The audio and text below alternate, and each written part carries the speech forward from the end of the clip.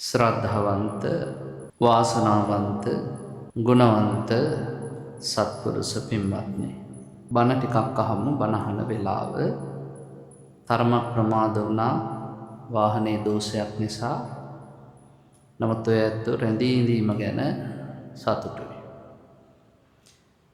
පින්වත්නි, අද ධර්ම දේශනාවේ මාතෘකාව තපුස්ස ගහපති සූත්‍රය. මේක හරි ලස්සන සූත්‍රයක්. අපේ බුදුරජාණන් වහන්සේ මලතයන්ගේ ගමේ වැඩ ඉන්න කාලේ බුදුරජාණන් වහන්සේ දවසක් දානේ වළඳලා ආනන්ද ස්වාමීන් වහන්සේට කියනවා, ආනන්ද, මං අද පසුබතින් වැළකීලා දිවා විහරණය සඳහා මහා වනයේට යනවා. සාමාන්‍යයෙන් ඔයත් දන්නවා බුදුහාඳුරු දවසට එක වේලයි වැළඳුවේ. උන්වහන්සේ උදේ වළඳලා ආයි දහවල දානයක් ගැන හිතන්නේ නැතු මහා වනයේට යනවා. ආනන්ද හඳුරන්න කියන ආනන්ද මං එනකම් ඔහොමම ඉන්න. ආනන්ද මං එනකම් ඔහොමම ඉන්න. බුදුරජාණන් වහන්සේ වැඩියට පස්සේ ආනන්ද හඳුරු ඉන්න තැනට එනවා තපුස්ස කියන ගෘහපතියා. තපුස්ස කියන ගෘහපතියා ඇවිල්ලා අහනවා, ස්වාමීනි, අපි කාමභෝගී ගිහියෝ. කාම රත, කාමාභිමානී, කාමයෙන් ඔද වැඩුණු, කාමයන්ගෙන් පිරිච්ච, කාමයන්ට ආශා කරන, කාමයන්ට ලොල් වෙච්ච ගිහියෝ. ඉතින් ඔබ වහන්සේලා හැමතිස්සෙම අපිට කියන කාමයන් එපා, කාමයන් අතාරින්න, කාමයන්ගෙන් ඇති වැඩක් නැහැ. එහෙම කියද්දි අපිට හිතෙනවා මොන ප්‍රපාතයකටද අපිව මේ ඇදලා දාන්න හදන්නේ. මිනිස්සු කියනවානේ, මේ ආම්ලා කියනවා අපිට අතාරින්න. මේ මොන නරකාදියකටද අපිව දාන්න හදන්නේ. එනිසා ඔබ වහන්සේලා ඔය කියන බණ අපිට නිකන් ප්‍රපාතයක් වගේ, උඩක ඉඳන් බිමකට වැටෙනවා වගේ. ඔය කියන අතහැරීම නම් අපිට තේරෙන්නේ නැහැ. ඔය කියන නෙක්ඛම්මය අපිට තේරෙන්නේ නැහැ. මොකද්ද ඇත්තටම ඔය කාමයන්ගේ අතහැරීම කියලා කියන්නේ?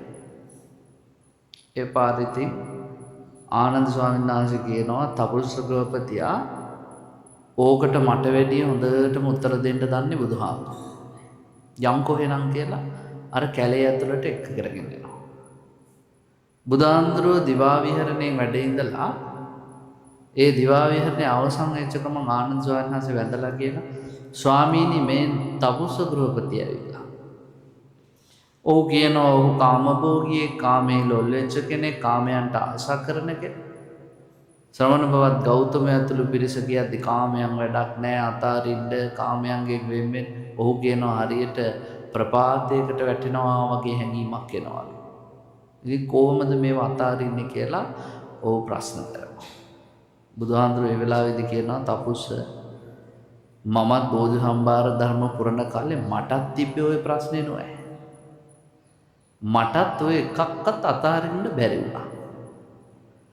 කවුරු හරි කෙනෙක් කියද්දි අතාරින්න වැඩක් නැහැ, ඕවේ කිසිම දෙයක් නැහැ කියලා මටත් ඒ වෙලාවට හිතුණා මොන කරදරයකද මේ මාව දාන්න යන්නේ. නිසා මටත් අතහැර ගන්න බැරි වුණා නෝයි. යම් දවසක තපුස්ස මම තේරුම් ගත්තා කාමයේ ආදීනව සිහි නොකරන තාක්කල් කාමයන් අතාරින්න බෑ කියලා.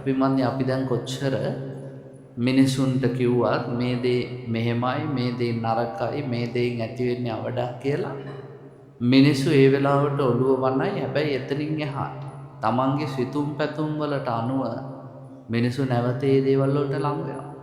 දැන් බලන්නකො, සමහර වෙලාවට යාළු වෙලා ඉන්න කෙල්ලෝ කොල්ලා දාලා ගියාම මූදේ පහින්ද යනවා, පස් කණ්ඩ යනවා, කෝච්චියට බෙල්ල තියන්න යනවා, වහ බොනවා, වැළපෙනවා නේද? ආයෙ මේ මාස දෙක තුනක් ගියාම තව එකක් එල්ල.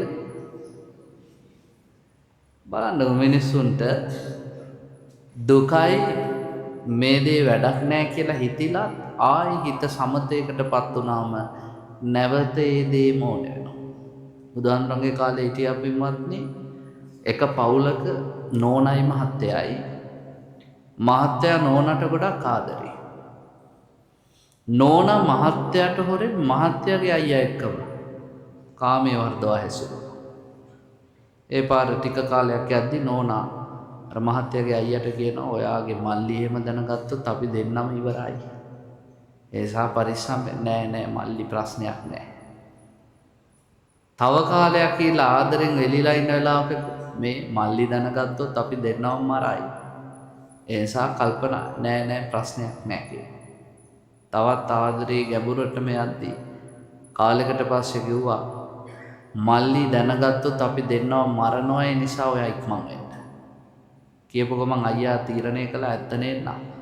මල්ලි දැනගත්තොත් මල්ලිගේ බිරිඳත් එක්ක මම හාද වෙලා කියලා මල්ලි මරනවමයි අපිට. ඒ නිසා මල්ලිට කලින් ඉක්මන් වෙන්න ඕනේ කියලා අයියා මොකද කළේ? තමන්ගේ එක්කුසෙන් ජාතක වෙච්ච මල්ලිව මැරුවා. මල්ලි අහිංසකයා මේ මොකවත් දන්නේ නැහැ. බිරිඳට ආදරෙන් හිටියා. මැරිලත් බිරිඳ අතහැර ගන්න බෑ. කාමයට තියෙන ලෝල්කම. ඒකා මැරිලා ඉපදුනා අපි වන්නේ ගෙදර බලු කුක්කෙක් කියලා. බලු කුක්කා උදේ පාන්දර ඇවිල්ලා අර බිරිඳගේ මූණ දිහා බලන් ඉන්නවා. කඩමණ්ඩියට ගියත් පස්සෙන් යනවා. පොළට ගියත් පස්සෙන් යනවා. නාන්න ගියත් පස්සෙන් යනවා. එහෙම බල්ලා පස්සෙන් යද්දි ගමේ උන් දැම්ම නමක් බලු ඇද්දී කියලා. නාන්න කියලා කල්පනා කළා මේ බල්ලා නිසා ගමේ උන් මට කයි කතන්දර හදනවා. මූ මැරුවා නම් ඉවරයි. මොකද කරේ? නාන්න ගෙනිච්ච බාල්දිය වැලි පුරවලා බල්ලගේ බෙල්ල ගැට ගාලා තල්ලු කළා. මැරුණා. දැන් කවුද මැරුණේ? පෙර භවයේ තමන්ගේ ස්වාමි පුරුෂයා මැරුවා. මැරිච්ච බල්ලාට කාමයට තියෙන ආසාව අත්හැර ගන්න බෑ. ඒ පාර මොකද උනේ? ඒකා ගැරන්ඩියෙක් වෙලා ඉපදුණා. මේ කාන්තාව මිදුලට බහැලා මිදුල අත දාද්දි ගැරන්ඩියා එනවා බිම දිගේ කකුලේ වෙලෙනවා. කුසියේ උයා ඉඳි වහල දිගේ බඩ ගාලා ඇඟට පයින්නවා. දවස් දෙකක් තුනක් බැලුවා හරියන්නේ නැහැ. දැන් අලුත් ස්වාමියා අයියට කිව්වා මේකාගෙන් හරි කරදරයි මොකක් හරි කරන්න. මැරුවා. දෙවනි වතාවෙත් ගෑණිගේ කීමට මැරුම් කෑවා. ඊළඟ පාර වහු පැටියෙක් වුණා. ගෙදර වැස්සිගේ පැටිය වෙලා ඉපදුනා. වැස්සිමින් වත්නි උදේට වහු පැටියා ළඟට දුවගෙන ආවහම වහු පැටියා වැස්සිගෙන් කිරි බොනවා. මේ වහු පැටවුන්ගේ සිරිත තමයි මව් වැස්සිගේ තුරුලට වෙලා ඉන්නේ. හැබැයි මේ වහු පැටියා මව් වැස්සිගේ අහලකටවත් යන්නේ ලියාපු ගමන් දුවගෙන ඉන්නේ ගේ ඇතුළට. නෝනාගේ මූණ දිහා බලන්නේ. නෝනා දන්නේ නැන්නේ මේ පෙර භවයේ මහත්තයාගේ. ගේ ඇතුළට ආවම ගොම ගෑවෙනවා, මඩ ගෑවෙනවා, ගේ කිලිට වෙනවා. බලාගෙන ඉඳලා බැරි තැනක මේකාගෙන් හරිවද මරාපා. අයියා තුන්වෙනි වතාවටත් මැරුවා. අන්තිමට වෛරක්කාර දරුවෙක් විදියට කුසේ පිළිසිත ගත්තා. බුදුහාමුදුරු දේශනා කරන 4 වතාවක් තමන්ගේ බිරිඳ අතින්ම මැරුම් කාලා ලැජ්ජ නැහැ. යන්නේ එතෙන්ටමයි.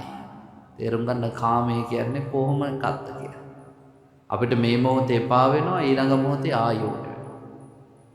ඊළඟ මොහොතේ එපා වෙනවා ආයි ටික දවසකින් ආයෝ වෙනවා. ඉතින් බුදුහාමුදුරු කියනවා මේක සදාටම අයින් කරන්න ආදීනවම සිහිපත් කරන්න ඕනේ. එහෙමලු මට හිතුනේ. මටත් අතහැර ගන්න බැරුව හිටියා. යම් දවසක මං කල්පනා කළා කාමයෙන් සම්පූර්ණයෙන්ම මිදෙන්න නම් මම මොකද කරන්න ඕනේ? කාමයේ ආදීනව දකින්න ඕනේ. දැන් බුදුදහම පින්වත්නි ඔබට කාමයේ ආදීනව දකින්න හරි ලස්සනට මඟ පෙන්වනවා. බුද්ධ학මේ මේ කාමය කියන්නේ මොකක්ද? ඔය කාමයට කාමාදි වචන සූත්‍රය කියලා සූත්‍රයක් දෙනවා. බුදුහාමුදුරු කියනවා මහණෙනි කාමය කියලා කියන්නේ දුකට කියන නම. දැන් අපි දුකෙන් ඉන්නවා නම් එතන කාමය ඇත. කාමය කියලා කියන්නේ කඳුලට නම. අපි කඳුළු පෙරනවා නම් එතන ඇත්තේ කාමය.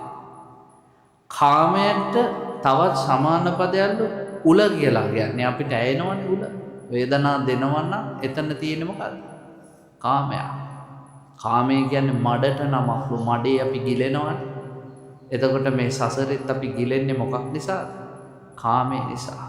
ඒ නිසා මේ කාමය කියන්නේ බිමන්නේ හොඳ පැත්තට තියෙන එක නෙවෙයි. හැම තිස්සෙම සසරේ ඔබත් මමත් මේ කැරකි දුක් විඳින්නේ කාමය නිසාමයි කියන එක තේරුම් ගන්න. ආදීනව සිහි කිරීම නිසා අපිට පුළුවන් කාමයන්ගෙන් තොර වෙන්න. මතක තියාගන්න බුදුහාඳුරු කාමයන්ට ලස්සනට විග්‍රහයක් දුන්නා. කොහොමද? අලගද්දූපම සූත්‍රයේදී බුදුහාඳුරු කියනවා පළවෙනි එක මහණෙනි මේ කාමය කියලා කියන්නේ අට්ඨි කංකලූපමා කාමා. හරියට මස්ලේ නැති ඇට සැකිල්ලක් වගේ.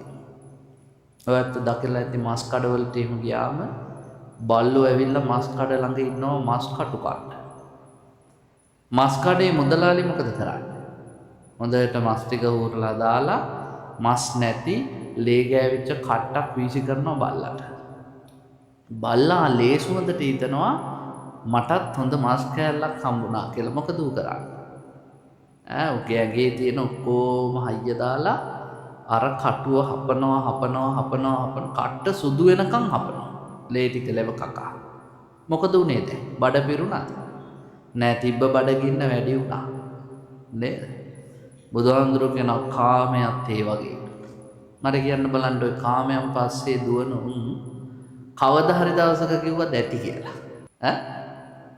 කවදා හරි දවසක දැන් ඇති. කවදාවත් කියන්නේ නැහැ. ඒ නිසා කාමය කියලා කියන්නේ මස්ලේ නැති ඇට රැකිල්ලක් වගේ. බුදුහාඳුරන්ගේ නිරූපණය එහෙමයි. 2. ඊළඟට බුදුහාඳුරන් කියනවා මාංශපේසුපමා කාම. කාමය කියන්නේ මහණෙනි මස් කැටියක් වගේ. උකුසා මස් කැටියක් අරගෙන පින්වත්නි අහසේ යද්දි මොකද වෙන්නේ? අනිත් උකුසෝ රාජාලියෝ පැන කොටනවා. මොකටද? අර මස් කුට්ටිය පැහැර ගන්න. දැන් මොකද කරන්න ඕනේ? මොලේ තියනවා අතාරින්න ඕනේ. අතෑරියේ නැත්තම් එක්ක මරණයට පත් වෙනකන් අරුන් කොටනවා, එක්ක මරණාසන්න වේදනාවකට පත්. අතෑරියොත් දිනු. අපිටත් ගොඩක් වෙලා තියෙන්නේ එහෙමයි. අපි කාමයන් බදාගෙන යද්දී වටේ නොවුන් පුළුවන් තරම් කොටන්නමයි බලන්නේ. අපි ඒක අතෑරියොත් දිනු. හැබැයි අපිත් අල්ලාගෙන ඉන්න තාක්කල් සසරේ අපි හැමදාම දුකට පත් වෙනවා. එහෙනම් කාමය කියන්නේ මොකක් වගේ? මස් කුට්ටියක් වගේ. ඊළඟට බුදුරජාණන් වහන්සේ දේශනා කරනවා තිනොක්කූපමා කාම. කාමය කියන්නේ මහණෙනි ගිනිහුලක් වගේ. ගිනිහුල පත්තු කරගෙන යන මිනිහා හුළඟ පැත්තට යද්දී හුළං හමද්දී එයාගේ පැත්තට මොකද වෙන්නේ? ගින්දර ටික ඔක්කොම ඇඟ පැත්තට ඇවිල්ලා. මොකද කරන්න ඕන? උඩුවත්ත විසි කරලා දාන්න. විසි කරේ නැත්තම් අත පිච්ච. මහණෙනි කාමයත් ඒ වගේ. අත අරිනවද? අතාරින්නේ පිච්චි. ඒ කාමයේ තුල ඉන්න ගොඩක් මිනිස්සු කැමතියි. කාමයේ දිප්පිමන්නේ තියෙන හොඳම දේ තමයි සැප හෝ දුක. ඒ තුලින් වින්දනයක් ලැබෙනවා නම් ඒකට හරි ආසයි. දැන් සැපට ආස වෙන එක ගැන යමුතුවෙන් කතා නැහැ. අපි ඔක්කොම ආසයි. දුකට ආස වෙන්නේ කොහොමද? දුකෙනුත් වින්දනයක් තියෙන තැන් තියෙන. කියන්න බලන්න උදාහරණ. දුකෙන් වින්දනයක් තියෙන. දැන් හොඳ තුවාලයක් තියෙනවා කසනවා දාගෙන. කසන්න සැපයි. නේද? අමාරුන්ට එහෙම තියෙනවා. ඒ දුක තුලිනුත් සැපක්. ඒ නිසා මේ ලෝකයන් විදීමක් තියනවාද සැප හෝ දුක ඒ තුල අපි නැවත කාමවස්තු කෙරෙහි ඇලෙනවා. බුදුහාඳුරු කියනවා මේ කාමය කියලා කියන්නේ හරියට ගිනි හුලක් වගේ පිච්චි. අපි මේ කාමයන්ට තව ආස කරන සමහර ලාවට ඔය ගිහි ගෙවල් ඇතුලේ පින්වත්නි ගෑනු පිරිමි සම්බන්ධතා ගොඩනගාගෙන ඉන්නවා.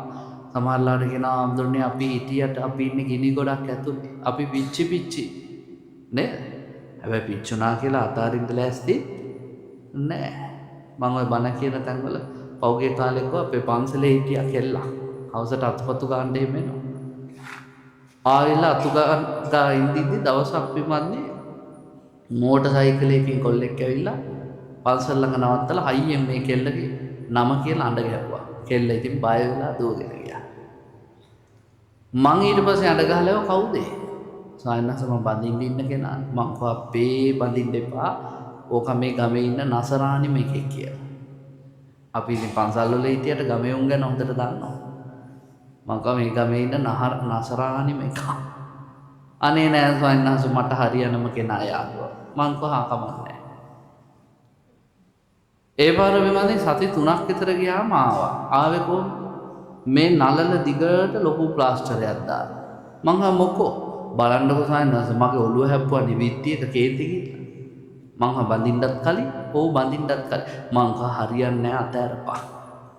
ඕක හරියන එකක් නෙමෙයි. ඒ පාරක අනේ නෑ සොයන්නස බැන්දට පස්සේ ඔක්කොම හරියයි කියලා. මං කහා කමන්නේ හොඳයි. බැන්දා ඒ කවමයි බැන්දේ. බැඳලා මාසයක් ගියේ නෑ. ආයි පන්සලේ අතුපතු ගාලා හෙට මෙට කරකෙවිලා ඇවිල්ලා මට කියනවා ඔබ වහන්සේ කියපු එක හරියටම හරි. මම පුදුම කර්මයක් ගෙවන්නේ. අර යකා හැමදාම හවසට බීගෙන ඇවිල්ලා මට ගහනවා. කුණු අරප කියනවා බඩු කුඩු කරන මට දැන් එපා වෙලා ස්වාමීන් වහන්සේ. මං කෝ යකෝ අතෑරපා. තාම බැඳලා මාසෙයි උඹලට කිව්වනේ මුලින්. දරුවෙක් මල්ලෙකුත් නැහැ තාම. ඒක අතෑරපා සතුටින් හිටපන්. ඒ පාර කෙනා නෑ ස්වාමීන් වහන්සේ. දරුවෙක් මල්ලෙක් හම්බුනහම ඔක්කොම හරියයි. මං ඒ වෙලෙත් කිව්වා නෝ ප්‍රොබ්ලම්. ඇයි මට ප්‍රශ්නයක් නැහැ. උන්නේ ගුටි කන්න. එසා මං කෝ බොහොම හොඳයි. දැන් ළමයි 3 දෙනෙක් තාම ගුටි කනවා. ඕම් පේ තිනුක්කූපමා කාමා. ගිනි උලෙන් ඇවිරෙනවා කියලා දන්න හැබැයි සැපයි කිය පිච්චෙනවා. ඔය ගිහියෝ ගොඩක් එහෙමනේ පින්වත්. දැන් ගිහියෝ සැපයි කිය මොකද්ද කරන්නේ ගොඩක් කියලා? සැපට දුක් විඳිනවා. මා උජාරුවෙන් සැපට දුක් විඳිනවා. ඒ දුකේම ගැලීගෙන ඉන්නවා. මේ දුක කියන්නේ පින්වත්නි චක්‍රයක් කැරකෙනවා. හැබැයි අපි ඒ දුක ඇතුළෙම කැරකි යනවා නිසා ඒ රෝදෙන් පිටට පයින්න බලන්නේ නැහැ. ඊළඟට බුදුහාමුදුරුවෝ කියන අංගාරක ආසූපමා කාමා. මේක නිකන් ගිනි අඟුරු ගොඩක් වගේ. වැටුණට පස්සේ ආයි නැගිට ගන්න බෑ. ඒකෙම අළු වෙලා පිච්චිලා යනවා. සමහර මිනිස්සු ඉන්නවනේ මේක දුකක් කියලා දැන දුකේම ඇලිලා ගැලිලා විනාශ වෙනවා. මහත්තයෝ දැන් ඕක නවත්තන්නකො කියලා අපි කිව්වහම මත්පැන් බොන මිනිහ කියන්නේ සයන්නාස මේක කර්මයක් දැන් මේකට හුරු වෙලා නේ මේම ගෙවන්නට ඕනේ නෑ ඕක නවත්තන්න පුළුවන් හැබැයි අර කාමයට ලොල් වීම තුල ආස්වාදේ හොයන්නේ මෙතන සමහර මිනිස්සුන්ට කන් දැන් ඔය ගෑනු පස්ස යන්නේ ඒක නතර කරාපන් ඒක නතර කරන්න බෑ සයන්නා ගෙදරින් නොලැබෙන ඒවානේ මේ හොයන්නේ ආම්පේ මිනිස්සු කාමයන්ට ලොල්ුනාම පින්වත්නි ඒවා නවත්තන්න බෑ මිනිස්සු අර අඟුරු ගොඩ ඇතුළෙම විනාශ වෙලා පිච්චිලා දිය වෙලා යන්නයි බලන්නේ මම කියන කාරණාව ඔයත්තන්ට උන්ට තේරෙනවා ඇති මතක තියාගන්න ලෝකේ හැමදාම මිනිස්සු දුක් විඳින්නේ කාමයන් නිසා නෙවෙයි කාමයන්ගේ ආදීනව තේරුම් ගන්න බැරි නිසා අපිත් එහෙමයි ඔබත් එහෙමයි කාමයේ ආදීනව නොදකින නිසායි තාම අපි මේ සසරේ දුක් හිතේ ඒවා දැක්ක දවසට තමයි අපි සම්පූර්ණයෙන්ම නිවන් මාගේ පටන් ගැනීම සිද්ධ කරන්නේ. ඊළඟට බුදුහාමුදුරුවෝ දේශනා කරනවා කාමය කියන්නේ හරියට සුපීන කූපමා. දවල් දැක්ක හීනයක් වගේ. දැන් හීන දැක්කහම මොකද වෙන්නේ? හීන දකින්න වෙලාවට හරිසෝ අපි ගිහිල්ලා හිමේ ඇවිදලා සකුරා මල් වට කරගෙන කඩලා ඔක්කොම කරලා එනවා. ඇහැරුණාට පස්සේ මොකවත් නැහැ. ගෙදර බూరు ඇදේ තමයි. එහෙමනේ හීන. දැන් ඔය ඇත්තෝ දකින හීන සැබෑ වුණා නම් කොච්චර හොඳද? සැබෑ වෙන්නේ නැහැ. බුදුහාඳුරෝ කියන කාමය කියන්නේ හීනයක්. ඒ කාමය අපි මේ ලෝකයේ තුල සත්‍යයි ස්ථිරයි නිට්ටයයි කියලා දැක්කට ලෝකේ කවදාවත් පින්වත්නි කාම වස්තුන් සත්‍යත් නැහැ නිට්ටයත් නැහැ ස්ථිරත් නැහැ සියල්ලම අනිත්‍යයි. කොහොමද අපි මිනිසුන්ට ලොල්ුණා කියලා ඒ මිනිස්සුන්ගේ ශරීරවල තියෙන පඨවි ආපෝ තේජෝ වායෝ ධාතු ස්ථිර වශයෙන් පවත්තා. අපේ මේ මනුස්ස රූපය ඇදලා තියෙන පඨවි ආපෝ තේජෝ වායෝ ධාතු ටික එකතු වෙලා විඥානයක් මුබසගෙන කර්මානුරූපීව පහළ වෙලා. ඒක ස්ථිර නැහැ. ස්ථිර නම් අපිට සදාකල් පවතින්න පුළුවන්. දැන් නිලි රැජින මාල්නී ෆොන්සේකා කොච්චර වටිනවද? සදාකාලිකව හිටියනම් වටිනවනේ. හැබැයි පවත්වන්න බෑ. අනිච්චරිතත් එහෙමයි. අපේ ලෝකයේ තුල ඉන්න සියලුම දෙනා සංස්කාර කියන ස්වභාවයට යට හේතු ප්‍රත්‍යයෙන් සකස් වෙච්ච සියලුම දේවල් දවසක ඉපදුනා ඊට පස්සේ පැවතුනා ඊට පස්සේ භංග වෙලා නැති වෙලා ගියා. ඒ ස්වરૂපේ පිටපයින්ද කාටවත් බෑ. ඒ නිසා කාමය කියන්නේ පින්වත්නි සිහිනයක් මතක තියාගන්න. අපි අවදි වෙලා බලපුවම මොකවත් නැහැ. හැබැයි අර හීනේ දකින්න වෙලාවට ඉතින් අපි හරි උජාරුවට දකිනවා. නැගිටලා බලද්දී ධර්මයට ඇවිල්ලා බලද්දී ඒ ඇතුලේ මොකවත් නැහැ.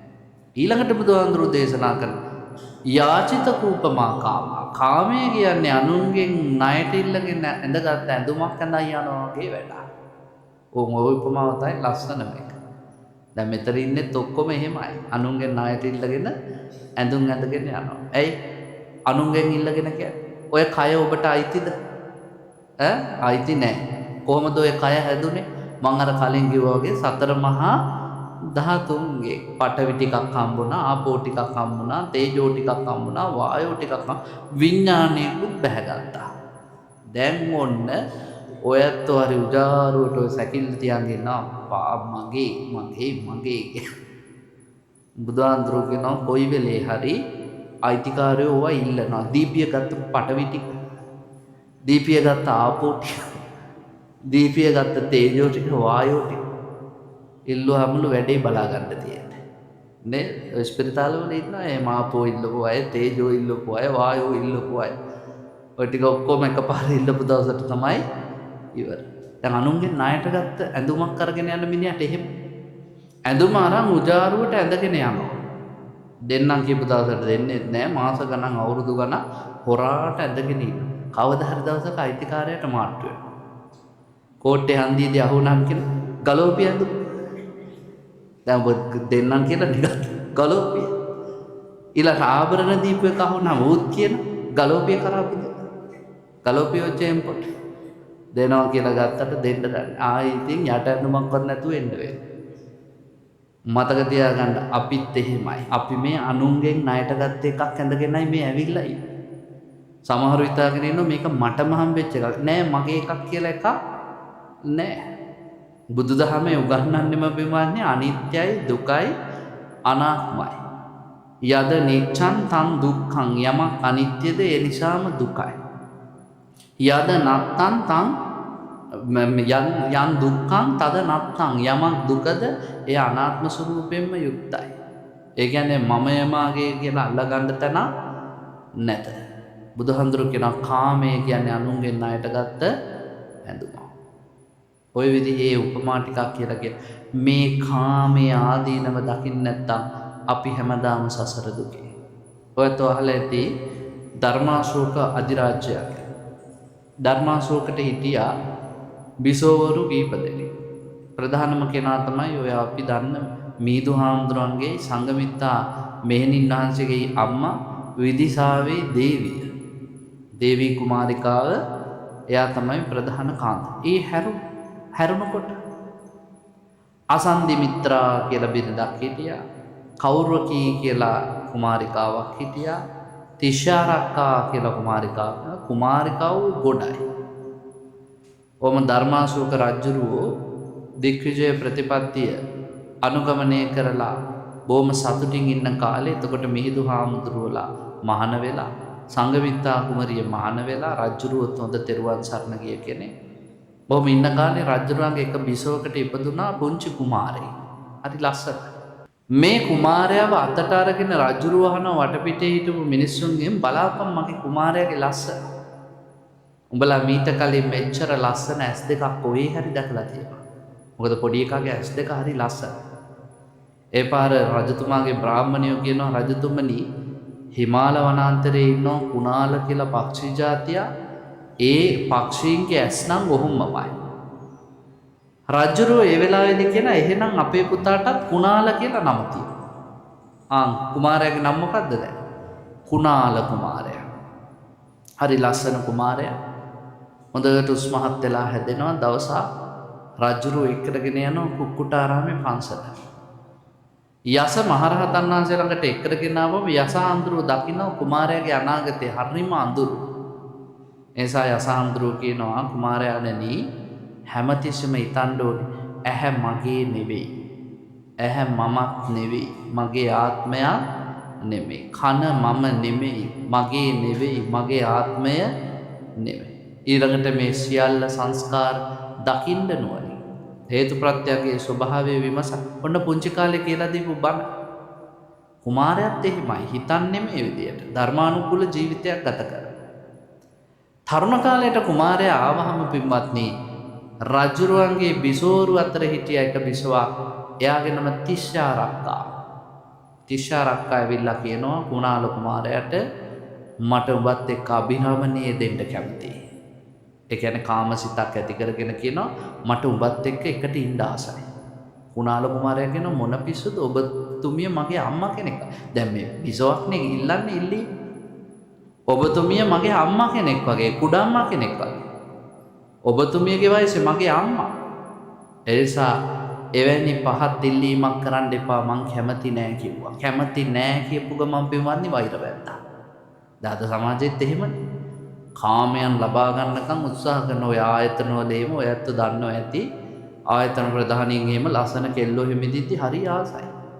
චොකලට් ගෙනත් දෙනවා, කේක් ගෙනත් දෙනවා, වැඩ ඇරිලා ගිහින් දාන්නද කියලා අහනවා, ලිෆ්ට් එකක් දෙන්න දානවා. ඔක්කොම කාම අරමුණු හිත යටින් තියාගෙන. හැබැයි උන් කැමති නෑ කියලා දැනගත්ත ගමන් නයිට් ඩියුටිත් දානවා, වැඩිපුර වැඩක් ගන්නවා, අවුවෙන තැන බයිනවා, ආයිත් උන්ට ඔෆිස් එකත් එපා කරනවා. පරණ සින්දුවක ලස්සන කෑල්ලක් තියෙනවා. මමත් ඉතින් ගිහි කාලේ ඉඳි සින්දුව ඇහුවා උදට. ලස්සන සින්දුවක්. අපේ කොළඹ කැම්පස් එකේ බිත්තියකත් ලියලා තිබ්බා. මොකද ප්‍රේමයයි වෛරයයි අතරේ වෙනස කෙස් ගසකට සමයි. බිඳුනුදා පූජාව ප්‍රේමයේ ඔහුගේ ආගම වෛරයයි. හරියටම හරි නේද? ප්‍රේමයයි වෛරයයි අතරේ වෙනස කෙස් ගසකට සමයි. පොඩි වෙනසයි තියෙන්නේ. බිඳුනුදා පූජාව ප්‍රේමයේ ඔහුගේ ආගම වෛරය. ඒක යාළු වෙලා හිටපු කෙල්ල බෑගුවාම අයින්නේ පිහියේ නේ. යාළු වෙලා ඉන්න කෙල්ල බෑගුවාම ඇසිඩ් ගහන්නේ ඒකනේ. ප්‍රේමයයි වෛරයයි අතර වෙනස කෙස් ගහක් වගේ. මෙතෙන්දි මොකද උනේ? කුණාල කිව්වහම බෑ කියලා තිෂාරක්කා වෛර වැද්දා. තිෂාරක්කා හිතුවා හොඳයි කවදා හරි ඔබට මම දෙන්නම් වැඩේ කියලා. මොකද උනේ විමත්? කාලයක් කොහොමම ගත වුණා. තක්ෂිලාවේ කැරැල්ලක් හටගත්තා. රජුරු කිව්වා පුතේ කුණාල කැරැල්ල සංසිඳවන්න. යා කුණාල කුමාරයා ගියා. කැරැල්ල සංසිඳුවලා එහෙම්ම කුමාරිකාවක් සරණ පාවගෙන බොහොම සතුටින් තක්ෂිලාවේ යුව රජුරු විදිහට ජීවත් වුණා. ඔය අතරේ ධර්මාශෝක මහරජුරවන්ට පින්වත්නි හැදුනා දරුණු රෝගාබාධයක්. රජුරු වයසයි හොඳටම ලෙඩ වුණා. රජුරු ඇඳට වැටිලා ඉඳිද්දි රජුරවන්ට සැලකුවේ තිෂ්ඨාරක්කා. හොඳට සලකලා රජුරු ගොඩ දාගත්තා. සතුට වැඩිකමට රජුරු කිව්වා ඉල්ලාපන් වරයක්. ඕන දෙයක් ඉල්ලාපන් දෙන්න. තිෂ්ඨාරක්කා කපටින් කිව්වා දවස් 7කට මට රජකම ඕන. හොඳයි.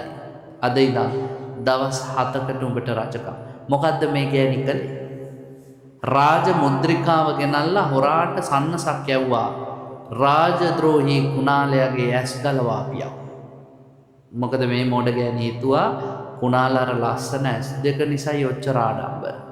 එනිසා කුණාලයාගේ ඇස් ගලවා පියව කියලා රාජ මුද්‍රිකාව ගහලා යවුවා. සන්නස ගෙනල්ලා බැලුවා කුණාල කුමාරයාගේ ඇස් ගලවන්න. කුමාරයා කිව්වා රජෙන්ම නෙවලා තියෙන රාජ මුද්‍රිකාවක් තියෙන කමන්නේ.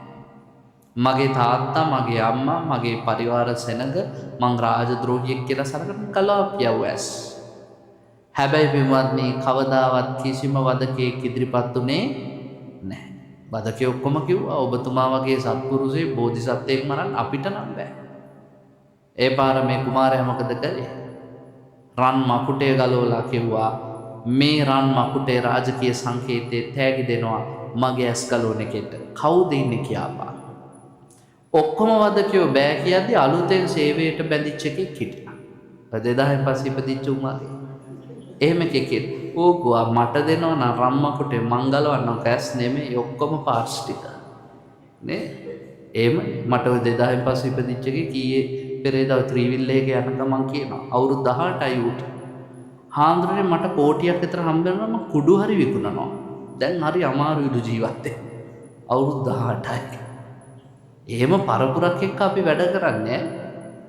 උන් හරි කැමති පාරවල් වලට බැහැලා අරගල කරලා ගෝල් බේස් වල නටලා තියෙනවා පෙරලා කුඩු කරලා ඒවා කරාට කමන්නේ නැහැ.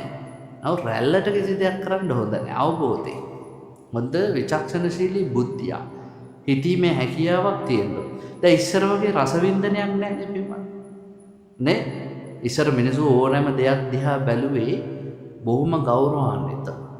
බොහොම විචක්ෂණශීලී මනසකින් ගැඹුරක් ඇතුව. දැන් ඒවා මොකවත් නැහැ. දැන් අර පරිකල්පන ශක්තිය හිතීමේ මැති ඒවා මොකවත් නැහැ. දැන් බලන්න ඉස්සර අපේ ගීතයක් ගත්ත මොන්න තරම් ගැඹුරු තේරුමක් තිබ්බා. ඒවැය තියෙන රහ අද නැහැ. දැන් අද මොනවාරි වුණාම කියන්නේ මාව දාලා යන්න එපා, මම මැරෙයි, මගේ පපුව උරාගෙන යන්න එපා, මං ඉවරයි, ඕමනේ කියන්නේ. අවබිරසක් කියනවා මේ අහපන් එකපාර මා මරාපා. කියනනේ අහලා තියෙනවා නේද ඔය ඇත්ත? නේද? අහන්න එකපාර මා මරන්න. හරියට මధుරව මරනවා විපාක කවුනල. එකපාරෙන් ගන්න චටස්. පුළුවන් දෙහෙම. ඈ හිතන්නකො මේ මනුස්ස ලෝකේ ජීවත් වෙන අපිට දෙන්න ඕනේ හිතන්න ඕනේ ශක්තියනේ. දැන් මම ওই පරණ ඉඳින්න කාලේ ගීතයක් අහලා තියෙනවා මට මතක නැහැ කවුද කියන්නේවත් කියලා. ඒකේ කියනවා එක තැනක නන්නාදුනන ලෙසේ මගතොට යලිත් හමු වෙලා මහ මෙර හිසින් දරාගෙන අපි යමු දුරස්සෙලා. නේද? මොකද්ද මේ කියන්නේ? කාලයක් දෙන්න එකට ආදරය කරලා හැබැයි දැන් වෙන් වෙලා ගිහිල්ලා ඔයා වෙන කෙනෙක්ව බැඳලා මං වෙන කෙනෙක්ව බැඳලා. දැන් එහෙම කාලයකට පස්සේ හම්බ වෙනවා ටවුන් එකේදී මූණට මූණ. කොල්ලා කියනවා නන්නාදුනන hina වෙන්නත් එපා ඔක මගුල කැඩේ උඹේ. අඳුරන්නේ නැහැ වගේ ඵලයක්. නන්නාදුනන ලෙසේ මගතට යලිත් හම් මහ මෙර හිසින් දරාගෙන අපි යමු දුරස්සෙලා. මහ මෙරක් වගේ සිතුවිලි තියෙන ඔළුවේ පැරණි ආදරේ මතක් වෙනවා. හැබැයි දන්නේ වගේ අපි වෙන් වෙලා එහෙමයි පෞල් ජීවිත රැකුනේ අපි. මතක තියාගන්න. අර තව වික්ටර් රත්නායක මහත්තයා කියනවානේ සින්ද සඳ කැන් වැසිලා අඳුරේ තිලා ඝනදුරු රෑ තනිකම නැ සොයා එන්න ඝනදුර තරුණිවලා මගේ එළිය අදෝප පවනි. නේද? අන්ධකාරයට කියනවා එන්නලු මන් ළඟට අද මගේ එළිය ඔයා විතරයි. දැන් මිනිහෙක් අඳුරට පෙම් කරන්නේ කොයි වෙලාවකද? ඈ අපි අඳුරට පෙම් කරන්නේ පෙම්වන්නේ දුක වැඩි වුණා. අනිත් හැම වෙලාවටම අපි බල්බ් දාගෙන ඉන්න කැමති සතුටින් ඉඳිද්දී අපි ආලෝකයටයි ආසයි. අඳුරේදී මිනිස්සු කැමති මේ දුකේදී මිනිස්සු කැමති කොහෙද? අඳුරේ තනි වෙන්න. මෙයා කියනවා සොයා එන්න ඝනදුර තරුණිවලා තරුත් නිවලා දාලා ඔයා එන්න මගේ එළිය අද ඔයා විතරයි මට එන්නේ. එතකොට මොකද්ද මෙයාගේ ප්‍රශ්නේ? ඈ ඕන් දෙවනි පේදීද කියලා. ජීවිතයම සතු එකම සුවේ හීසර පහරක වෙලෙනු පෙනේ. නේද? ජීවිතේ සතු එකම සුවේ මං හිතුවේ ලව් එක කියලා. හැබැයි ඒක හීසර පහරක වෙලෙනු පෙනේ. ඊතලයක වෙලිලා තියෙනවා දැන් ඇනෙති දුකයි. මොකද ඒ ඊතලයක වෙලිලා තියෙන ප්‍රේමය මේලොව මා සතු ඈ සතු ඒ නෙතු අසල්වාසී කුසොයිනු දැනේ. මං හිතන් හිටියේ අපේ නෝනාගේ ඇස් දෙක මට අයිති කියලා. මනන් ගියාම නෑ එයාටයි අයිති. මොකද එයා ඒ ඇස් දෙකෙන් තව එකෙක් හොයනවා. අසල්වාසී කුසොයිනු දැනේ. නෝනා තව කෙනෙක් ගැන විමසිලිමත් වෙනවා. මොකද්ද මේ මිනිසයා කියන්නේ? ඔන්න කාමයේ ආදීනව සිහිපත් කරලා. එයා කියනවා මා නැතන් සතු සිත් බිඳලා දෑතම බැඳගෙන හිඳි විබලා. මට කාගේවත් හිත් බිඳලා රණ්ඩු වෙලා මරාගෙන මැරිලා පුරුදු නෑ. දෑතම බැඳගෙන හිඳි විබලා මම පැත්තකට වෙලා බලන් ඉන්නවා ස්වභාවයෙන්. මේ ලොව යම් දවසක අපි වෙන් වෙමු. අපි මේ ලෝකේ යම් දවසක වෙන් වෙලා යම් රහස් අහස්තලයට කොඳුරා. ඒ වෙනකම් මේක රහසක් විදිහට තියාගෙන. ඇයි? අපිට අම්මෙක් ඉන්නවා, තාත්තෙක් ඉන්නවා, ළමයි ඉන්නවා, ඥාතියෝ ඉන්නවා, දරුමල්ලෝ මුන්ට ලැජ්ජයි. අපි නටන නැටුම් වලින් දරුවන්ට දෙමව්පියන්ට ලැජ්ජ වෙන නිසා අපි රහසේ මේක රහසක් විදිහට තියාගෙන එළියට පේන්න හොඳට පෞල්කම් මරා ගන්න ඕනේ නැහැ, ගහ ගන්න ඕනේ නැහැ, බැන ගන්න ඕනේ නැහැ. දවසක ඒ රහසත් හංගගෙන මැරිලා යම්. බලන්නකො මිනිසුන්ට කොච්චර හිතන්න හැකියාවක් තිබුණා. සාහිත්‍ය නිර්මාණයකින් උනත් පින්වත්නි මිනිසුන්ට හිතීමේ හැකියාවයි දෙන්නේ. දැන් අද ඔය වගේ ලස්සන ඒවා නැහැ.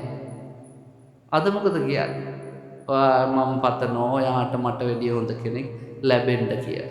මං ඊයේ පෙරේද ඇහුවා කොහෙද යන ගමන් සින්දුවා. ඒක නිකන් අර සිංහල රචනාවකට සංගීතය දා. පිපුණු මලේ පෙති කඩා හැලෙනවා මට පේනවා ඔබ තිලිර දුන් රෝස පඳුරේ නේද අපේ බලන්න මල් පෙත්තක් වගේ මගේ සුසිඳු දුසිත කොහෙන්දෝ හොරකම් කරන් ගිහි තව රිදෙන්න බෑ මට ඉඩක් නෑ මගේ හදවතේ කිකි කියලා. අර ඡේදවලට සංගීතලා පුවර පරිකල්ප. අපේ මිනිස්සු ඉස්සර බිමවන්නේ මේ පුංචි පද හතරක් කිව්වේ තේරුමක් ඇති. දැන් ඔයත් දන්න අම්බල මේ පිනා වලං කඳක් ගෙන ඒක බිදපි ගොනා ඒකට හරි හින පොඩි කාලේ විහිළුවට කිව්වට මේ අපේ දහම ගැන කියන පණිවිඩය අම්බල මේ පිනා කියන්නේ පිනවා එන එක අපි වගේ තමයි. අම්බලම කිව්වේ සසරේ. මේ සසරේ හැමතැනම නැවති පිනවා එන උන් වලං කඳක් ගෙන. වලං කඳ මොකද්ද? නාම රූප දෙපැත්තේ තියාගෙන එනවා. ඒක බිඳපි ගොනා ඒක නැති කලේ ගෝනා ගෝතම වංශයේ නායකයා බුදුහාමුදුරුවෝ. ඒකට හරි හිනා.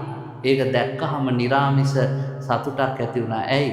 නාම රූප වල යථා ස්වභාවය බුදුහාමුදුරුවෝ අවබෝධ කළා. බලන්නකො අපිට තිබ්බ ඉතිහාසය. පුංචි දේවල්. එනිසා මේ යථාර්ථය තුල ජීවිතවල පින්වත්නි අපි ගැඹුරක් දකින්න ඕනේ. අර ඇහැගලවපන් කියපු ගමන් තරුණ කොල්ලකව මං ගලවන්න. රම්මා කුටේ දෙනවා නම් ගලවන්න. අලුත් පරපුරේකේ. ඒ පාර මොකද උනේ? රම්මා කුටේ අරගෙන ඇහැ ගලවන්න යද්දී කුණාල කිව්වා හැබැයි එක ඇහැක් ගලවලා මගේ අතට දීපන්. ඊට පස්සේ මං ගලවන්න කිව්වහම අනිත් ඇහැ ගලවපන්. පළවෙනි ඇහැ ගලවලා අතට දුන්නාම කුණාල කුමාරයා පොඩි කාලේ ඉඳන් අනිත්‍ය සංඥාව වඩනවා. තමන්ගේ තනි ඇහෙන් අර ගලවපු ඇහැ දිහා බලබලා කාමයේ ආදීනව සිහිපත් කරනවා අනිත්‍ය සංඥාව වඩනවා විදර්ශනාවට හිත. කුමාරයා සෝතාපට්ටි ඵලයටපත් වුණා. සෝවාන් වෙච්ච කුමාරයා කිව්වා දැන් ගලවන්න අනිත් ගැලෙව්වා. ඇස් දෙකම අන්ධ වුණා. දැන් සදාකාලික අන්ධේ කුමාරයා පාරවල් රාජ ද්‍රෝහියෙක්නේ. පාරවල් වල ගී කියා සල්ලි හිඟා කකා ඇවිදින. කොහොම යන ගමන් පාටලි පුත්‍රයට ආවා. රජුරුව දවසක් උයන්කෙලියට ඇවිදගෙන යද්දී අන්ධ හිඟන්නෙකුයි ගැහණියෙකුයි කවි කියනවා. රජුරුවන්ට මේ හඬ හොඳට අහලා පුරුදුයි. රජුරුව නැවතිලා අහනවා උඹ කවුද? කොහෙන්ද ආවේ? ඒ පාර කියනවා පියාණෙනි අඳුර ගන්නවා නම් අඳුර ගන්න මං කුණාල. රජුරුවන්ට එහෙම කියපු ගමන් පින්වත්නි ඉහවහාගිය ප්‍රීතියක් ඇති වුණා. කුණාල ඔබට මොකද වුනේ? උඹ ගැන මං හැම තැනම හෙව්වා. යම් පුතේ මාලිගාවට කියලා එක් කරගෙන ආවා. මොකද උනේ කියලා අහන්න මේ කිසිම දෙයකට උත්තර දුන්නේ නැහැ කුණාල. ඒ පාර කිව්වා හරි මං හොයාගන්නම්කෝ කියලා විස්තර හෙව්වා. තේරුම් ගත්තා තිෂාරක්කාගේ කපටි උපකරණ. රජුරු මොකද කළේ? තිෂාරක්කාව ගෙනල්ලා මේ සිද්ධියට සම්බන්ධ වුන් ඔක්කොම ගෙනල්ලා මරන්න ලෑස්ති කරපු වෙලාවේ කුණාල ගිහිල්ලා තාත්තට වැඳලා කිව්වා තාත්තේ උන් කරපු පව් උන් ගෙනියයි. තාත්තා අලුතෙන් පව් රැස් කරන්න එපා. බලන්නකො ධර්මයේ කියන්නේ. උන් කරපු පව් උන් ගෙනියයි. තාත්තා අලුතෙන් පව් රැස් කරන්න එපා. මේ ලෝකේ න්‍යාය මොකක්ද? එකෙක් පව් ගෙවලා ඉවර කරද්දී තව උන් පව් රැස් කරනවා. ඒ නිසා අපි වන්නේ කවදාවත් අලුතෙන් පව් රැස් කරන්න එපා. කරලා තියෙන පව් ටික ගෙවලා ඉවර කරගන්න. ඒක අපේ ගෙවන්න තිබ්බ දෙයක්, අපි සසරේ කරගත්ත දෙයක්, අපිට විපාකේ ලැබුණා කියලා හිත හදාගන්න. අලුතින් කාටවත් අච්චු දෙන්න යන්න එපා. එතකොට වෙන්නේ මොකද්ද? සසරට අලුතෙන් තවත් හතුරේ හැදෙන එක, නිර්මාණය වෙන එක. එසා කොහෙපා. මොකක් නිසාද? කාමයන්ට ඇති කරගත්ත ආසාව නිසා. එහෙනම් කාමයේ ආදීනව සිහි කරන්න කිව්වා. ආදීනව සිහි නොකරන තාක්කල් අපි හැමදාම පින්වත්නි සසර දුකේ. අපේ බණ පොතේ තියෙනවා මණිචෝර ජාතකය කියලා. මණිචෝර ජාතකයත් ඔයත් කියවලා ඇති. මණිචෝර ජාතකයේ බෝධිසත්වයන් වහන්සේ ඉතාමත්ම හොඳ ගෘහපතියෙක්. මේ ගෘහපතියා කසාද බැන්දා. බැන්දේ සුජාතා කියලා කෙල්ල. සුජාතා කියන කෙල්ල බොහෝම ලස්සනයි. ඊයේ පෙරේදා ඔයත් දකින්නත් ඇති. ලෝක රූප සුන්දරිය වුණා තායිලන්තේ කෙල්ලක්. ඒත් නම සුජාතා. නේද? මට හරි සතුටකුත් ආවා ඒ ප්‍රවෘත්තිය දකිද්දී. ඇයි? තාම ඒ රටේ ඒ වගේ ලස්සන නම් පාවිච්චි කරන. දැන් අපේ රටේ නෑනේ එහෙම. අපේ රටේ දැන් හැදෙන පොඩි උන්නාකි වෙද්දීම අපි බණ කියලාත් ඉවරයි. ඇයි ඉතින් අර බණකොලේ කියවද්දි කටවල් පැන් ශේන්සා උපාසකා මාතා එහෙන්සා අහිංසා දියෙන්සා බියෙන්සා කියෙන්සා නේද? පුදුම නම් මේවා. දැන් උපාසකම්ලා දෙයියන්ගේ පිටයි කියන්න පුළුවන් සීලවතී, ගුණවතී, කරුණාවතී, පද්මා, රමණී ඒවා කියන්න පුළුවන්. අලුත් පරම්පරාවේ බෑ. පුදුමයි මේ මං ඔය මරණයකට ගියා පාංශුකූලෙක අවුරුදු 16ක කෙල්ලක් මැරිලා මට එපාර කිව්වා බණ ටිකක් කියන්න කියලා. ඊට පස්සේ මං ඒවා ආන්දර මොකද්ද මේ මැරිච්ච ළමයාගේ නම නොයි මාලි. කවදාවත් එන්නේ නැහැ. ඒ සාවා ගියා. නේද? ළමයින්ට නම් දාද්දි පින්වත්නි තේරුමක් තියෙනවා ඕකෙන්නේ මැරණකම් අපි අමතන නිසා අවබෝධය ඇතුව දාන්න නම ලස්සන නම මේ සුජාතා කියලා කෙල්ලෙක්ව කසාද පැත්තා. ඉතින් අපේ ජාතක පොතේ කියනවා සුජාතා පාරේ ඇවිදිද්දී හරියට මල් වැලක් පැද්දෙනවා වගේ. අර හාව භාව ලීලා ස්ත්‍රී ලාලිත්‍ය ඔක්කොම තියෙන කෙල්ලා. ඔක්කොටම වැඩිය වටින්නේ පතිවෘතාවෙන් යුක්තයි. බෝසත්යන් වහන්සේට හරිම ආදරෙන් සලකගෙන ඉන්න දවසක් කිව්වා අම්මා තාත්තා බලන්න ගියා. අම්මා තාත්තවත් බලලා නගරේ ඇවිදින්න යනවා. කොහොමද ඇවිදින්න යන්නේ? බෝසත්යන් වහන්සේ කරත්තේ දක්කාගෙන බිමින් යනවා. සුජාතාව කරත්තේ ඉඳගෙන යනවා. ටික දුරක් ගිහලා සුජාතා බැහැලා කියනවා ඔයා පයින් යද්දි මට කරත්තේ යන්න හිතෙන්නේ අපි දෙන්නම පයින් යන් කියලා. බලන්නකො ස්වාමියා ගැන හිතන ඇයට. අපි දෙන්නම යන්. දැන් ඉතින් උකුළු මුකුළු කර කර දෙන්නා එක්ක වීර්තාලු කර කර යනවා. යද්දි බිම්මද්දී ඒ රටේ හිටපු රජා බ්‍රහ්මදත්ත ඇතා පිටේ නැගලා වීදි සංචාරය කරනවා. දැක්කා මේ හුරු බෝටි ලස්සන කෙල්ල. රජවරුන්ට ඉතින් හිත ගිය තැන මාලිගාව. ඒ පාරේ ඉතින් අර කෙල්ල දැක්ක ගමන් ඒකගේ හුස්මත් හිර වුණා. සෙන්පතියට අඩ ගහලා කිව්වා ඉක්මනට ගිහින් බලාපන් අර කෙල්ල සස්වාමිකද අස්වාමිකද. ඒ පාර ඇවිල්ලා කිව්වා වැඩේ හරියන්නේ නැහැ රජතුමනි. ඒ කෙල්ල සස්වාමිකයි. ඔය ස්වාමියා තමයි කරත්තේ එලවන්නේ. කිව්වා මට ඔය ගෑනු කෙනා ඕනෙමයි. කාමී ස්වභාවය. හිත ගියොත් ඕනෙමයි නේ. දැන් සමහරුන් කියනවා මගේ නම් හිත ගියොත් කොහොම හරි ගන්නවමයි. නේ? රජක් කියනවා කොහොම හරියෝ. මොකද්ද කළේ? තමන්ගේ වටිනා චින්තාමණි මාණික්‍ය අර සිතූ පැතූ සම්පත් දෙන මණිකක් රජුරු ගාව තිබ්බා. ඕක සෙන්පති අතට දුන්නා. ගිහිල්ලා සද්ද නැතුව කරත්තෙට දමාවා. දාලා මට ගියාපම් මං කෝලහලයක් ඇති කරන්න නගරේ මගේ සිතුමිනි මැනික නැති වෙලා කියලා. දාලා ඇවිල්ලා කිව්වා හරි කියලා රජුරු කලබලයක් ඇති කරා. නගරේ පුරාම පණවිඩ ඇව්වා. රජුරුවන්ගේ චින්තාමණි මාණික්‍ය නැති වෙලා තියෙනවා. හොයලා දෙන්න කෙනෙක්ට තෑගි හම්බ වෙනවා. හොරකම් කරපු කෙනාට දැඩි දඬුවම්. එහෙම කියලා පින්වත්නි නගරයේ හැම තැනම සෝදිසි කරන්න ගත්තා. ඔහොම හොයලා යද්දී අර මැනික දරපු සෙන්පතියම ඇවිල්ලා මැනික අරගෙන මෙන්න හම්බුණා මැනික. කොහෙද තිබ්බේ? මේ කරත්තේ. මොකද ඒකේ අයිතිකාරයා මේ මූ කිව්වා. බෝධිසත්වයන් වහන්සේ වැදගෙන ආවා. ඇවිල්ලා බෝසත්යන් වහන්සේව බෙල්ල කපන තැන දංගෙඩිය උඩින් උඩුබැලි අතට නිදි කෙරුවා. නිදි කරවලා පින්වත්නි අර පුරාණ චාරිත්‍රයට වදමල් මාලා දාලා ඒ විදිහට චාරිත්‍ර ඉටු කරන වෙලාවේ අපේ සුජාතාව මොකද කළේ? සුජාතා කෑ ගග හැඬුවා. අහසට අත් දෙක දික් කරගෙන කෑ ගග හැඬුවා. මොනවද කිව්වේ? මේ ලෝකේ දෙයියෝ කියලා જાතියක් නැහැ. මේ ලෝකේ දෙයියෝ කියලා જાතියක් නැහැ. ඉන්නවනම් මෙහෙම වෙන්නේ නැහැ. අපි වගේ උන්ට දෙයියෝ බලන්න නැත්තම් ඒ දෙයියන්ගෙන් ඇති වැඩකුත් නැහැ. බලන්නකෝ මේ කොච්චර ශක්තියක් තියෙන්න ඕනදනේ. මේ මිනිස්සු කොච්චර තමන් ගැන ආත්ම විශ්වාසයකින් ඉඳලා තියනවද කියලා බලන්න. මම ඔයත්තන්ට කියන්නේ මේ ලෝකෙ පින්වත්නි හැමතිස්සෙම අපිට පෙනෙන නොපෙනෙන දේවල් ගැන විශ්වාස කරා. දැන් පෙරේදා 31 මගේ පන්සලේ පෙරහැර දේවදූතයත් අරගෙන මම කැලණි විහාරයට ගිහිල්ලා විභීෂණ දෙවිහාමුදුරන්ට බාර වුණා. ඊට කලින් දවසේ ඔයත් දකින්න ඇති සුලි කුණාටු. අර බෙන්ගාල බොක්කද මොකක්ද එකක් තියෙන. ඕක ගලවලා දානවා නම් ලොකු දෙයක්. හැමදේම ඕකේ අවපීඩන. නේද? හැමදාම අවපීඩන. 30 වෙනිදා හැබුදු අම්මේ සුලි කුණාටු අපේ පන්සලේ වැසිකිලි වල වහලත් ගලවගෙන ගියා. ඒ වෙලාවේ 35 7 පිරිත මණ්ඩපේ පල්ලෙහා තිබ්බ සවුකල ටිකත් ඔක්කොම ඉරාගෙන ගියා. එච්චරට හුලා. ඊට පස්සේ ඉතින් මිනිස්සු ගියා ආන්දරනේ පෙරහැර කරන්න නම් බෑ. වහිනවා. හොඳට වහිනවලු වැස්සේ අඩුවක් නෑලු අරවා මේවා. 31 උදෙත් පින්වත්නි 4 වටේම කළු කරලා වහිනවා. දවලුත් වහිනවා. හවස ගිහිල්ලා මං කැලණි විහාරේ දේවදූතයා බාර කරලා විභීෂණ දෙවිහාඳුරන්ට පූජා තියලා මං විභීෂණ දෙවිහාඳුරගේ මූණ දිහා බලලා අද වහින්න එපා. මං එහෙම්මමයි ඉතින් දෙවිහාඳුරගේ මූණ දිහා බලලා අද වහින්න එපා. අනිත් පැත්තට එකපාරට මං දන්නේ නැහැ ඒක මොකද උනේ කියලා. මගේ ඔළුවට ආව වචනයක් වහින්නේ නැහැ. මොම් බලන්න වහින්නේ නැහැ. මං ඒ විශ්වාසයෙන් නැග්ග වාහනේ ලෝන කොල්ලට මං කිව්වා අද වහින්නේ නැහැ. එපාර ඒ කොල්ලා කිව්වා කට ඉස්සර කරගන්න එපා කියලා. මං කිව්වා නෑ වහින්නේ නැහැ. මුළු පෙරහැරම බිම්වත්නි වීදි සංචාරය කරලා දේවදූතයා මගේ පන්සලේ වාහල් කඩින් ඇතුල් වෙද්දී සර බර ගාලා මල්ලස්සක්කට.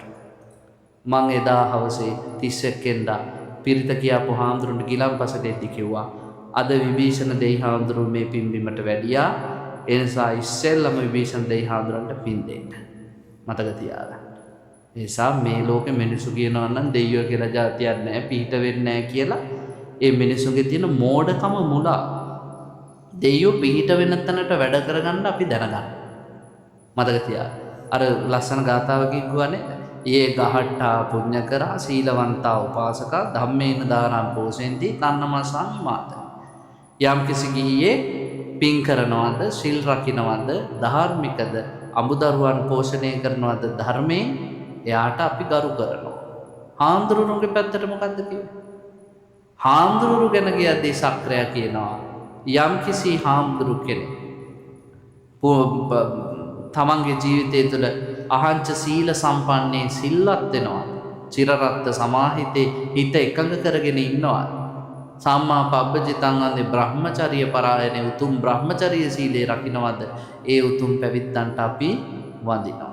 දෙයියෝ බොහොම ගරු කරනවා සංඝයාට සහ සිල්වත් ගිහියන්ට. එනිසා මතක තියාගන්න ඕනේ මේ සුජාතාව මොකද්ද කිව්වේ? දෙයියෝ කියලා જાතියක් නැහැ. ඉන්නවනම් අපිට මෙහෙම වෙන්නේ නැහැ. අපි වගේ මිනිස්සුන්ට උදව් කරන්නේ නැත්තම් ඒ දෙයියන්ගෙන් ඇති වැඩකුත් නැහැ. එහෙම කියද්දී සක්‍රයට ඉන්න බෑ, පණුකුල්ලාසනේ උණු වෙනවා. සක්‍රය බැලුවා මොකද වෙලා තියෙන්නේ දැක්ක මේක. සක්‍රයට දැන් කේන්තිනේ දෙයියෝ මේ ලෝකේ නෑ, මෙහෙම දෙයියන්ගෙන් වැඩකුත් නෑ. සක්‍රය මොකද කරේ?